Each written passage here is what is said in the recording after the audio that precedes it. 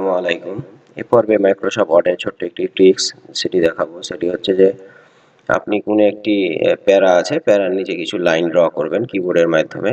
তো আপনি double line নিতে চাইলে কিবোর্ড থেকে ইকুয়াল সাইনটা 3 বার প্রেস করবেন, এরপর এন্টার চাপবেন। দেখুন ডাবল লাইন চলে আসলো। আপনি কিবোর্ড থেকে শিফট চেপে থেকে টিল্ডা কি 3 বার প্রেস করবেন, এরপর এন্টার চাপবেন। দেখুন এটা একটি বাঁকা লাইন চলে আসলো। এরপরে হাইফেনটা 3 বার প্রেস করবেন, এরপরে এন্টার প্রেস করবেন। দেখুন একটি বর্ডার চলে আসলো, সরি এটি লাইন চলে আসলো লম্বা। এরপর শিফট চেপে থেকে আন্ডার স্কোরটা 3 বার প্রেস করবেন, এরপর এন্টার চাপবেন। এই ধরনের লাইন চলে আসলো।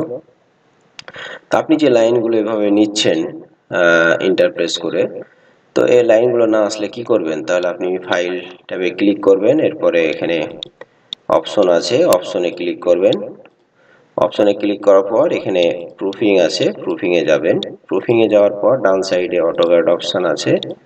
অটোকাড অপশনে ক্লিক করার পর আপনার এখানে একটি অপশন রয়েছে, সেটা হচ্ছে বর্ডার লাইন। এই বর্ডার লাইনটা চেকমার্ক করা থাকলে আপনি এ ধরনের লাইনগুলো নিতে পারবেন। আর এই চেকমার্কটা যদি আউট করা থাকে তাহলে কিন্তু আপনি এই লাইনগুলো নিতে পারবেন না।